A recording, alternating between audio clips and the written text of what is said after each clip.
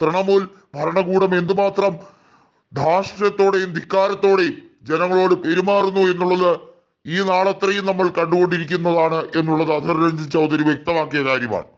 തെരഞ്ഞെടുപ്പിൽ മത്സരിക്കുന്നതുമായി ബന്ധപ്പെട്ട് സഖ്യം വേണമെന്ന് ആദ്യം ഇങ്ങോട്ട് തന്നെ മുന്നറിയിപ്പ് നൽകിക്കൊണ്ടാണ് മമത ഇന്ത്യ മുന്നണിയിലേക്ക് കടന്നു വന്നത്. എന്നാൽ ആ 42 ലോക്സഭാ സീറ്റുകളിലും ഞങ്ങൾ തന്നെ ആയിരിക്കും ഇന്ത്യ മുന്നണി സ്ഥാനാർത്ഥികൾ. ഏറ്റവും ഒടുവിൽ അവർ പറഞ്ഞു വേണമെങ്കിൽ 2 സീറ്റ് കോൺഗ്രസിന് കൊടുക്കാം. അപ്പോഴാണ് അവരുടെ ഔദാര്യം ആവശ്യമില്ല എന്ന് പറഞ്ഞുകൊണ്ട് ബംഗാളിലെ കോൺഗ്രസ് ഘടകം ശക്തമായി അതിനെ പ്രതിഷേധിച്ചുകൊണ്ട് ഈ സംഭവം വേണ്ട എന്ന് വെച്ചത്. അവിടുത്തെ ജനാധിപത്യ വ്യവസ്ഥയോടുള്ള ഏറ്റവും വലിയ വെല്ലുവിളിയായിട്ടാണ് കണക്കാക്കുന്നത്. അവിടുത്തെ വനിതകളെ മോശമായി വൽക്കരിക്കാൻ വേണ്ടിയുള്ള തീവ്രമായ ശ്രമം മമതയുടെ ഭാഗത്തു നിന്നും ഉണ്ടായി.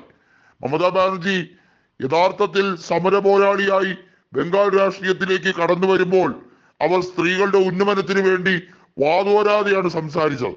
എന്നാൽ ഇപ്പോൾ അവരുടെ നിലപാട് എന്താണ് എന്നുള്ളത് ജനങ്ങൾക്ക് മനസ്സിലായി.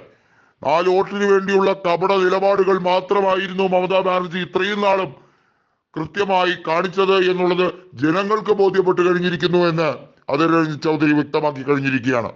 നിലവിൽ തൃണമൂലിന്റെ ഗ്രാഫ് വരെ ഇടിഞ്ഞു കഴിഞ്ഞിരിക്കുകയാണ്.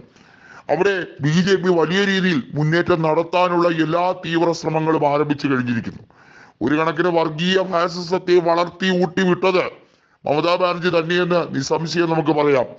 അവിടുത്തെ 42 സീറ്റുകളിൽ BJP കഴിഞ്ഞ തവണ 18 സീറ്റുകൾ നേടിയത് വെറുതെ ആയിരുന്നില്ല.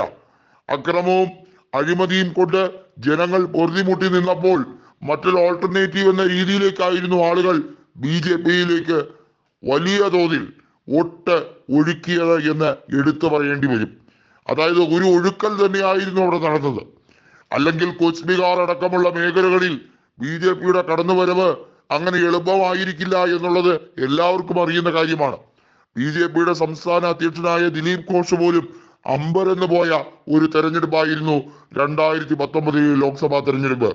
അവർ പ്രതീക്ഷിച്ചിരുന്നത് 10ഓളം സീറ്റുകൾ വരെ പരമാവധി ലഭിച്ചേക്കാം എന്ന കണക്കായിരുന്നു.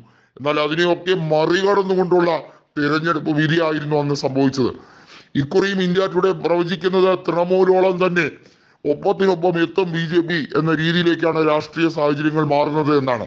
എന്നാൽ അതിനേക്കാൾ ഒരുപിടി കടന്ന് 25 സീറ്റ് വരെ നേടിയേക്കാം എന്നുള്ള സാധ്യതകൾ വരെ അവർ കാണുന്നുണ്ട്. എല്ലാത്തിനും കാരണമാകുന്നത് മമതയുടെ ഈ കെടുകാര്യസ്ഥതയാണ്.